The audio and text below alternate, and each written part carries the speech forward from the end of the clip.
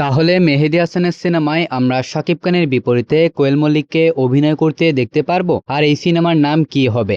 আরে শুধু তাই না, দেবের সাথেও কোয়েল মল্লিককে দেখা যাওয়ার একটা ব্যাপক সম্ভাবনা রয়েছে। আসলে কি এগুলো সত্যি নাকি জাস্ট গুজব? অন্যদিকে আদনান আল রাজীবের প্রথম সিনেমায় আমরা তাহলে শাকিব খান নয়, দেখতে চলেছি সিয়াম আহমেদকে। সাথে জিতের আপকামিং সিনেমা, রামচরণের আপকামিং সিনেমার আপডেটও থাকছে আজকের এই ভিডিওতে। সো আজকের এই ভিডিওটা অনেক বেশি ইন্টারেস্টিং হবে, তাই শেষ পর্যন্ত অবশ্যই দেখবেন। ভিডিও শুরু করার আগে ভিডিওতে লাইক আর চ্যানেলটা সাবস্ক্রাইব করতে ভুলবেন না। তাহলে চলুন এবার ভিডিও শুরু করি। প্রথমে আসি জিতের কাছে। বর্তমানে জিতের ভক্তদের কাছে অপেক্ষার আরেক নাম, কেউ বলে বিপ্লবী, কেউ বলে ডাকাত। কয়েকদিন আগে দেওয়া হয়েছে এই সিনেমার একটা ফার্স্ট লুক, আর তাতেই শুরু হয়ে গিয়েছে ব্যাপক আলোচনা। টলিউডে এমন অভিনেতা খুবই কম রয়েছেন যারা শুধুমাত্র একটি ফার্স্ট লুক দিয়ে দর্শকদের কৌতূহলের কেন্দ্রবিন্দুতে চলে আসতে পারেন। সুপারস্টার জিৎ সেই বিরল কয়েকজনের একজন। জিতের সবচেয়ে বড় শক্তি শুধু তার স্টারডম নয়, তার রয়েছে প্রতিটি নতুন চরিত্রকে আলাদা পরিচয় দেওয়ার ক্ষমতা। কখনো অ্যাকশন, কখনো আবেগ, আবার কখনো রহস্য।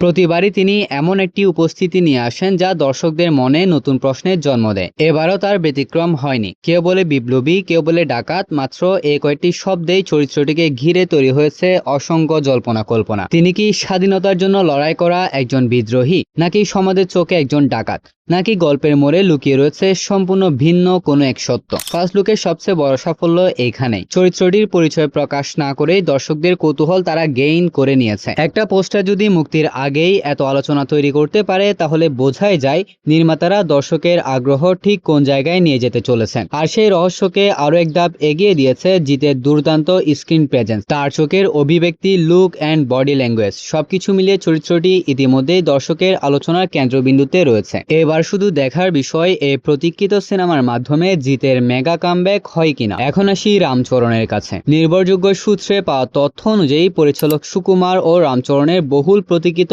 মেগা প্রজেক্ট RC-17 নিয়ে বেশ কিছু তথ্য সামনে এসেছে। জানা গেছে এটি কোনো পিরিয়ডিক ব্যাকড্রপের গল্প নয়। ছবিটি একটি স্টাইলিশ অ্যাকশন এন্টারটেইনার হিসেবে নির্মিত হচ্ছে এবং দুই পার্টে নয়, এক পার্টেই মুক্তি পাবে। সুকুমারের সিগনেচার স্টাইলে স্ক্রিনপ্লের পাশাপাশি রামচরণের ফ্যানদের প্রত্যাশা অনুযায়ী বড় পরিসরের অ্যাকশন সিকোয়েন্স থাকছে বলেও জানা যাচ্ছে। সূত্রের দাবি তার এই চরিত্রে রাঙ্গাস্থলাম ও পেড্ডির থেকেও বেশি পারফরমেন্সের স্কোপ রাখা হয়েছে। সিনেমাটার মধ্যে সঙ্গীত অর্থাৎ বিজিএম এর দায়িত্বে রয়েছেন ধুরন্ধর খ্যাত বিজিএম ডিরেক্টর শাশ্বত সাজদেব। সবকিছু পরিকল্পনা অনুযায়ী এগোলে এবছর নভেম্বর থেকে শুটিং শুরু হওয়ার সম্ভাবনা রয়েছে। আর বর্তমানে সিনেমাটা হয়তো মুক্তির প্ল্যান করা হচ্ছে 2027 সালের শেষ দিকে অথবা 28 সালের শুরুর দিকে। এখন আসি দেবের কাছে। টলিউডের কিছু ইনসাইড সোর্সের দাবি দীর্ঘদিন পর আবারও বড় পর্দায় একসঙ্গে ফিরতে পারেন দেব ও কোয়েল মল্লিক। খাদানের সাফল্যের পর সম্ভাব্য সিকুয়েলকে ঘিরে এই জনপ্রিয় জুটিকে ফেরানোর বিষয়ে ইন্ডাস্ট্রিতে আলোচনা চলছে বলে জানা যাচ্ছে।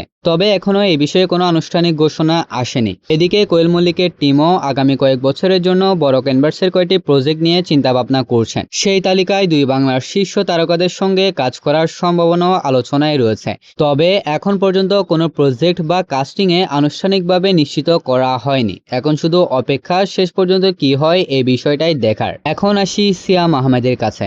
জনপ্রিয় ট্যালেন্টেড বিজ্ঞাপন নির্মাতা আদনান আল রাজীবের প্রথম সিনেমাতেই কাজ করতে চলেছেন টলিউডের জনপ্রিয় নায়ক সিয়াম আহমেদ। ছোট পর্দায় ও বিজ্ঞাপন নির্মাণে নিজের যোগ্যতার পরিচয় গড়ে তোলার পর বড় পর্দায় অভিষেক করতে যাচ্ছেন নির্মাতা আদনান আল রাজীব। তার প্রথম সিনেমায় কেন্দ্রীয় চরিত্রে অভিনয় করবেন জনপ্রিয় অভিনেতা সিয়াম আহমেদ, এমনটাই জানা গিয়েছে।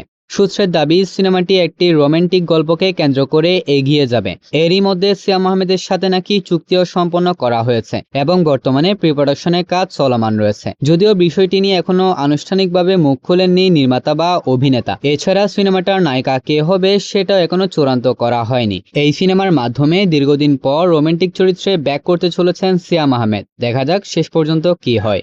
এখন আসি শাকিব খানের কাছে। তাহলে এবার হয়তো শাকিব খান এবং কোয়েল মল্লিককে এক সিনেমায় একসাথে দেখার আক্ষেপটা পূরণ হতে চলেছে। দুই বাংলার দর্শকদের দীর্ঘদিনের একটি চাওয়া শাকিব খান ও কোয়েল মল্লিককে একই পর্দায় দেখা। মেহেদী হাসান হৃদয় এবং শাকিব খানের আরো একটা সিনেমা আসতে চলেছে, যেটার সম্ভাব্য নাম হতে পারে নিঃস্ব। তো এই নিঃস্ব শিরোনামের সিনেমাটার স্ক্রিপ্ট ও প্রাথমিক পরিকল্পনা আলোচনায় সামনে আসার পর থেকে আবারও নানা জল্পনা কল্পনা শুরু হয়ে গিয়েছে। শোনা যাচ্ছে কাস্টিংয়ে থাকবে বিশেষ চমক। এর আগে ইদিকা পাল ও সাবিলা নূরের নাম আলোচনায় থাকলেও সম্প্রতি কোয়েল মল্লিকের নামও নতুন করে শোনা যাচ্ছে। যদি তাই হয় তবে এটা রিয়েল এনার্জি প্রোডাকশনের আরও একটা বড় অ্যাচিভমেন্ট। তো কি মনে হয়, রিয়েল এনার্জি প্রোডাকশন কি আবারও দর্শকের কথা মাথায় রেখে দর্শকের এই ডিমান্ড পূরণ করবে? আর আপনি কি কোয়েল মল্লিক আর শাকিব খানকে একসাথে দেখতে এক্সাইটেড? অবশ্যই কমেন্টে জানিয়ে যাবেন। সো গাইস, এটা ছিল আজকের ভিডিও। যদি ভালো লাগে তাহলে ভিডিওতে লাইক আর চ্যানেলটা সাবস্ক্রাইব করতে ভুলবেন না। তাহলে দেখা হবে পরবর্তী আরেকটি ভিডিওতে। ততক্ষণ ভালো থাকবেন, সুস্থ থাকবেন। টেক কেয়ার, আল্লাহ হাফেজ।